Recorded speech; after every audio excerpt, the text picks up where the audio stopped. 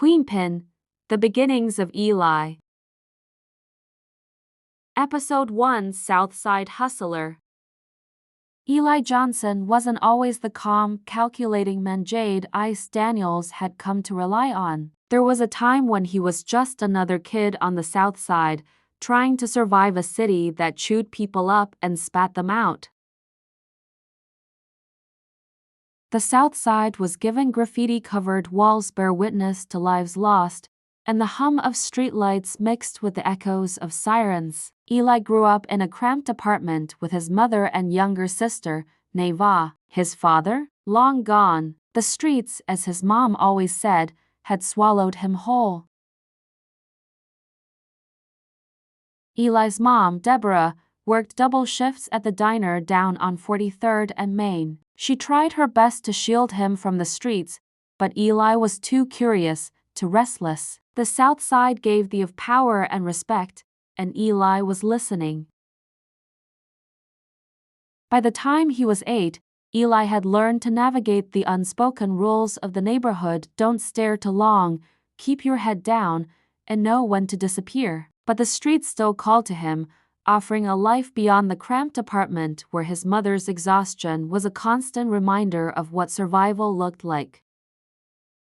He was 16 when he first tasted the hustle. The corner store down the block, the one with the flickering open sign, was the spot for dice games and catching plays. One day, Eli's best friend, Ricky, dragged him into a game. "Come on, Ricky had said, holding up a crumpled $20 bill. "You've got that lucky face." "Lucky face?" Eli had laughed. "What's that even mean?" "It means you're overdue for some W's, brah."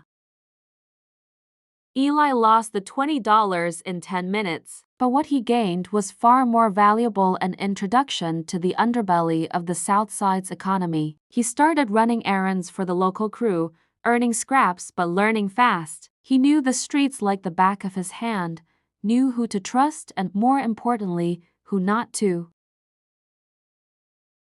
Ricky and Eli became workers on the block, running packages, collecting debts, and learning the dynamics of power. Ricky was the loud one, always cracking jokes and looking for a quick score. Eli, though, was different. He watched, listened, and kept a mental map of who owed what to whom. By the time he was 18, he'd saved enough to help his mom cover rent and buy Neva her first laptop for school. But for every small victory, there was a price.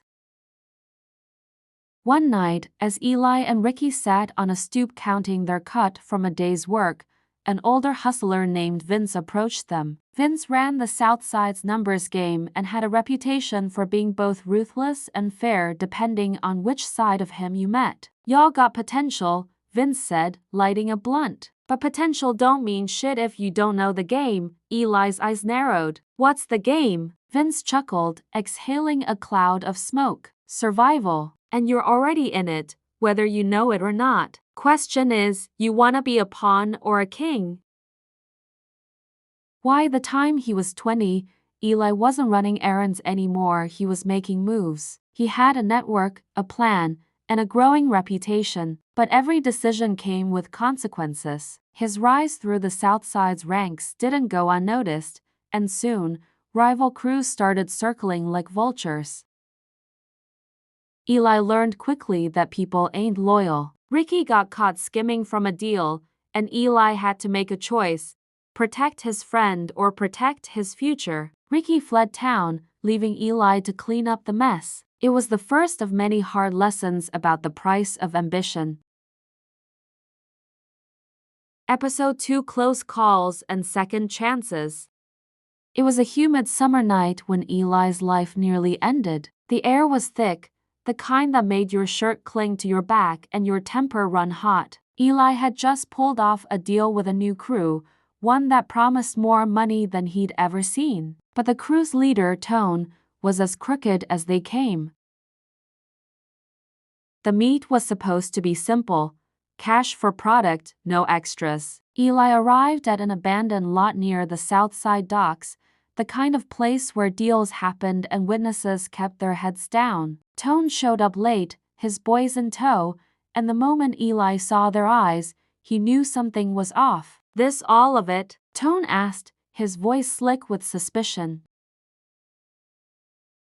Count it yourself, Eli replied, keeping his voice steady. He didn't blink, didn't flinch. On the Southside, hesitation was blood in the water. Tone smirked, then nodded. That's when Eli saw the gun glint under the dim light. He didn't think he reacted. A shot rang out, and chaos erupted. Eli dove behind a dumpster, his heart pounding in his ears. His crew scattered, and Tone's men gave chase. Eli had always been quick on his feet, but that night he was desperate. He ducked into an alley, climbed a fire escape, and waited in the shadows as Tone's men passed below. When the coast was clear, he didn't go home. He couldn't. He just burned a bridge, and now his name was on a list. For 3 days, Eli stayed on the move, crashing on couches and avoiding familiar streets. It was Neva who finally convinced him to come home, but even she couldn't ignore the tension in the air. You can't keep doing this, she said, her voice strong. One day, you're not gonna make it back. Eli looked at her, guilt gnawing at him. I'm trying, Neva. I'm trying to figure it out. Hiding out wasn't an option. Eli needed a plan, a way to turn the tables. He spent the next few days gathering intel, figuring out Tone's movements. When the opportunity came, Eli struck back not with bullets, but with strategy. He sabotaged one of Tone's shipments, costing the crew thousands and sending a clear message. Eli Johnson wasn't a target. He was a player. The getback was immediate. Tone's crew was livid, and for weeks, Eli had to keep a low profile, but the damage had been done. The Southside whispered about him not as a victim, but as someone to be feared. It was a turning point, one that pushed him closer to the edge of the game while forcing him to realize that every choice came with a price. Neva watched him warily. You're getting in deeper, she said one night. You think you're in control, but this life doesn't let you go. Eli didn't answer. He couldn't. Deep down, he knew she was right, but the pull of the streets was stronger than ever. And for the first time, he began to wonder if survival meant more than just staying alive. It meant finding a way to own the game. Episode 3: Ghost of a Chance. Eli first noticed Ghost's stillness. While the bar bustled with quiet transactions and hushed conversations, Ghost barely moved, like he existed outside the flow of time. His dark hoodie cast shadows over his face, but his eyes, sharp and calculating, scanned the room as if he could read everyone's secrets. Eli hesitated, his heart pounding. Approaching Ghost wasn't just dangerous, it was reckless. But desperation had overridden caution. He squared his shoulders and crossed the room, feeling the weight of every step. Ghost, he asked, his voice steady but low enough to avoid drawing attention. The man didn't respond at first. He tilted his head slightly, a signal that Eli could speak, but it felt more like permission granted from a predator sizing up its prey. I've got a problem, Eli continued, and word is, you're the man who can fix it. Ghost finally looked up, his eyes locking onto Eli's with a precision that felt invasive. Depends on the problem, he said, his voice calm, almost detached. And the price?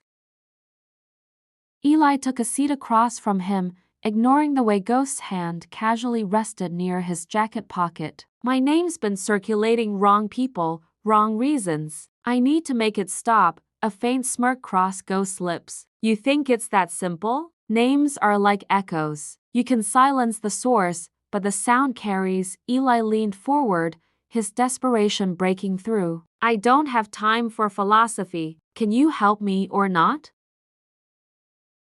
For a moment, Ghost said nothing. Then, he pulled out a small notepad, scribbled something, and slid it across the table. Address? Be there tomorrow. Bring cash. Before Eli could respond, Ghost stood and disappeared into the crowd, as silent as his name suggested. The address led Eli to a rundown warehouse on the outskirts of the city. The air was thick with tension as he stepped inside. Ghost was already there, standing in the center of the empty space, flanked by a table that held an assortment of tools, a burner phone, a laptop, and something that looked suspiciously like a gun. "You're late," Ghost said without looking up. "It's 2:59, Eli retorted. Ghost ignored him, gesturing toward the table. "Here's how it works. You tell me everything, who's after you, why, and what you've done to piss them off. Then I decide if I take the job." Eli hesitated. Laying his life bare to a stranger, especially one as enigmatic as Ghost, felt like handing over the keys to his coffin, but he didn't have a choice. He spilled everything, the debts, the double crosses, the names. By the time he finished, Ghost was typing furiously on the laptop. "3 options," Ghost said, his tone clinical. 1. I erase your digital footprint, make you a ghost like me. 2. I remove the threat directly. 3.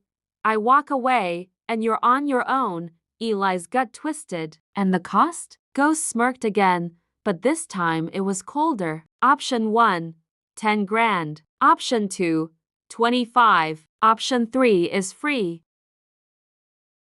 The weight of the decision crushed Eli. He didn't have 10 grand, let alone 25. But as he looked at Ghost, he realized something. This man wasn't just a fixer. He was a force, a last resort for people with nowhere left to turn. "I'll take option 1, Eli said finally. "I'll find the money," Ghost nodded, already turning back to the laptop. "You've got 48 hours. After that, the offer expires."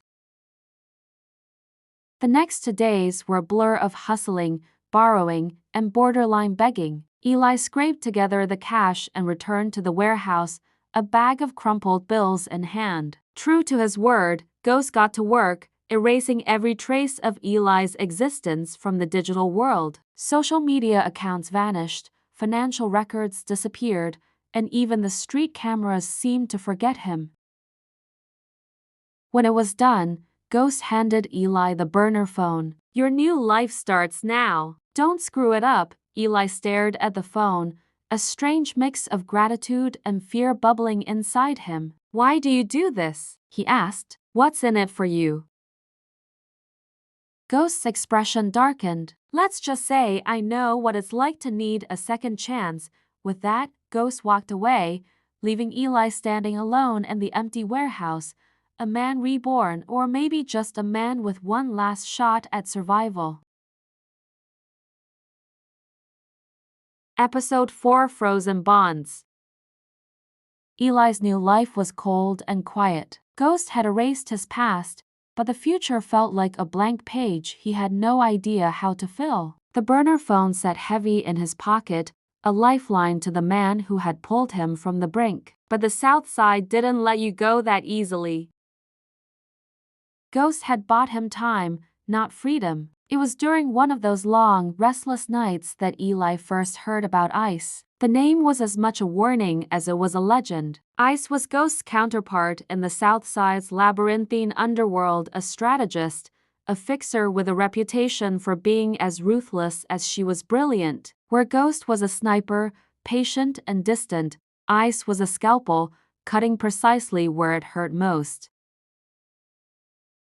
Eli hadn't planned to meet her, but plans rarely went as expected in his world. The introduction came courtesy of a poorly timed run-in with some of the Southside's less forgiving creditors. Eli was cornered in a decrepit parking garage, 5 men closing in, each more heavily armed than the last. His hands were up, his mind racing for an escape, when a voice cut through the tension like a blade. "That's enough." The woman who stepped out of the shadows moved with an air of command that made the men hesitate. Her black leather jacket shimmered under the flickering light, and her eyes, sharp and unyielding, seemed to size up the entire scene in a heartbeat. "Eli's not your problem anymore," she said, her tone cool but final. The leader of the group sneered. "And who the hell are you?" "Ice," she replied simply, the name carrying enough weight to make the men exchange uneasy glances. The standoff ended with the crew retreating, their confidence melting under Ice's glare. Once they were gone, she turned to Eli, her expression unreadable. "You owe Ghost," she said, her voice clipped. "And Ghost doesn't like loose ends." Eli swallowed hard. "I didn't ask for this." "I didn't. You didn't have a choice," she interrupted. "None of us do. But now you're in his debt, which means you're in mine. Come with me." Ice's base of operations was a stark contrast to Ghost's shadowy haunts. Where Ghost preferred anonymity, Ice thrived in control. Her headquarters was a converted loft filled with computer monitors, maps, and whiteboards scrawled with intricate diagrams. It felt less like a criminal hideout and more like a war room. She didn't waste time. "Ghost asked me to keep an eye on you," she said, sliding a folder across the table. "He thinks you have potential." "I think you're a liability," Eli bristled. "I didn't ask for his help. No one ever does," she replied, her tone icy. "But here's the thing, you don't get to walk away. Not now. The people who were after you, they're still out there. And if they find you, they'll come for us too." The folder contained a dossier on one of Eli's former associates, a man named Victor Reyes. Victor was the reason Eli's name had landed on the wrong lips in the first place, a deal gone bad, a betrayal that had spiraled out of control.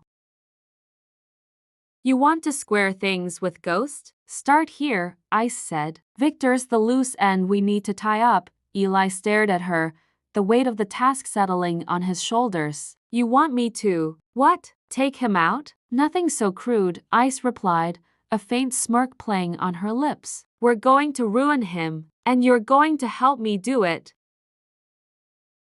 The plan was meticulous, a masterstroke of misdirection and manipulation that only someone like Ice could devise. Over the next week, Eli became her shadow, learning the intricacies of her methods. She taught him how to think 3 steps ahead, how to exploit weaknesses, how to turn an enemy's strength against them.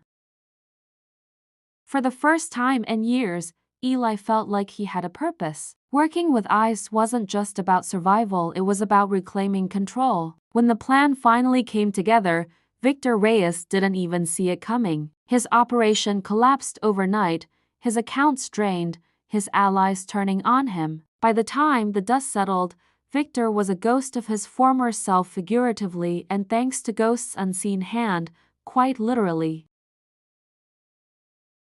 Afterward, Eli stood on the rooftop of Ice's loft, the city sprawling beneath him. Ice joined him, a rare softness in her usually stern expression. "You did good," she said, handing him a drink. Eli took it, his mind still racing from the adrenaline. "What happens now?" "Now," Ice's smirk returned. "Now you decide. You can keep running, or you can make yourself useful." Eli looked at her, then out at the city. He thought of Ghost, of Ice, of the life he'd left behind and the one he might build. "I'm tired of running," he said finally. Ice raised her glass in a silent toast. "Welcome to the team, Eli. Try not to freeze up." To be continued.